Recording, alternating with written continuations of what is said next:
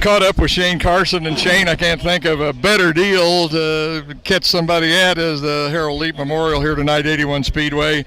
I heard you talking a while ago, kind of a beginning of your career and the end of his. That's true. I was running my 6-cylinder modified in Oklahoma City and Tulsa.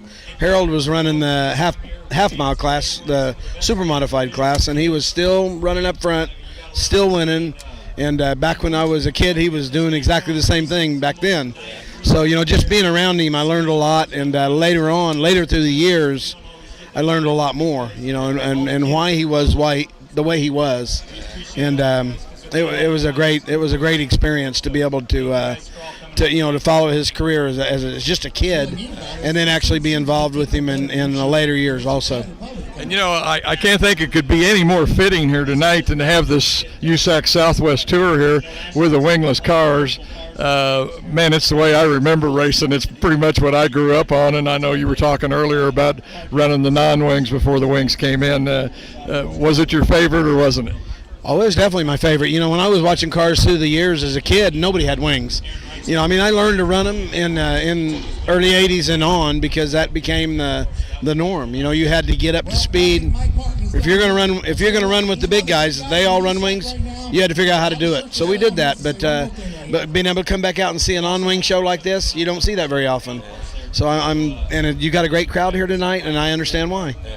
Like somebody else was saying, man, you must be the ambassador for racing, because it seems like everywhere I go, you're either there or you've been there. But pretty busy schedule, I guess, for you right now. Yeah, I've been lucky enough to be mobile. You know, I can go to events. I went to the Belleville induction ceremony, and that was a great experience. I got to see the Belleville midget race, and I've never seen it. You know, really? No, that was the first time I'd seen it. So I was happy to see Rico win the big race on Saturday night, and I missed the Champ Dirt Car race, but I did get to see Rico win. Yeah. And then I went off to Knoxville. So I mean, everything kind of runs right together. Yeah. I wouldn't say he was an understudy for Kyle Larson, but I think Kyle kind of stole his thunder a little bit. Because I think he finished second, if I remember, to Kyle. But Rico's getting his due now, and I'm kind of glad to see it because he's a good race car driver. Yeah, he is. Him and Kyle grew up together in the Sacramento area, and they were just kids running around like I was back then, and going to all the events, and had little race cars that they played with in the dirt, and you know, Rico and Kyle kind of followed that same path through the mini sprints and the micros and on up into the midgets. And of course, Kyle moved into some bigger stuff, but Rico is very talented, and he has the right attitude and the right drive, and he's got some pretty good funding behind him, so you might see him out there. Yeah.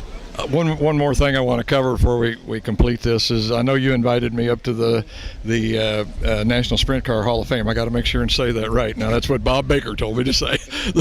The National Sprint Car Hall of Fame and Museum. Had a wonderful time. I can't thank Bob Baker enough. He took some time out of his busy schedule. The poor guy was sitting at his desk working, and I kind of jumped in there and surprised him, but he went out in the museum with me, and man, I just had a great time. And of course, he told us about several of the cars, but a very pleasurable experience, and I know you're involved in that too. Yeah, I am. I'm on their board of directors and also an inductee, as well as is my dad. You know, so I've been close to the Hall of Fame for years, and then being inducted into it and becoming a board of directors for it also allows me to be involved in it a little bit more. And you're right, you go in there and you see new things each day, each time. But we've got Bob Trossel Garage back there in the back corner, and that was our garage. Uh-huh. You know, when I was racing for Bob Trossel out of Des Moines, Iowa, I was running Knoxville Weekly in '78. That was my first year to run for a championship, and we ended up winning it. But that garage back there is a replica. I think it's probably the same wood and the same really? Walls. Yeah. So I go back there and look around, and I remember throwing a wrench and hitting that wall, or Bob Trossel, having to cut a hole in the one of the doors so he could pull the tubing through there to build the frames, and it's still that hole's still in the door. I'll be darned. I'll show you that one day. But it has my championship car there, and that's very cool to go back and see that. Yeah. And it's still sitting there ready to go. One of the things that I thought was so fitting for that tour that I got to take was the exhibition that they had of Steve Kinser's cars. I mean, who has represented sprint car racing any better or more, or had more wins, or been better at it, or whatever you want to say?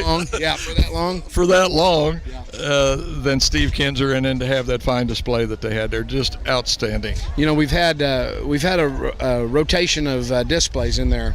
You know, we started out with the Jeff Gordon, we went to the Tony Stewart, we went to the Mario Andretti, and now we have the Steve Kinser. So we keep that fresh and keep it new. People that don't come there often, they'll see a whole new layout. So be sure to come out and check it out. It's a great experience.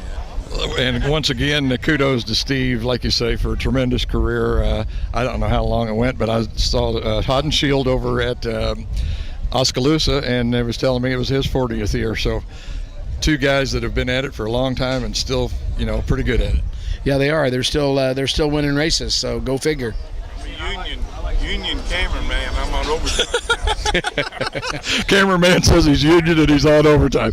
Anyway, have you got a favorite here tonight? I mean, I don't know if you're familiar with these guys, but what do you think? I am, but kind of pulling from an Oklahoma kid. Harley White has been one of my favorites since I saw her wheeling those cars like she does, and I'd like to see her do well and run up front and win the race. So we'll see. Once again, Shane Carson. Shane, I can't thank you enough again for taking a little time out, sit down with us, and like I say, man, you're out there doing it and helping sprint car racing all the time. Thanks a lot, buddy. I do appreciate it. Thank you.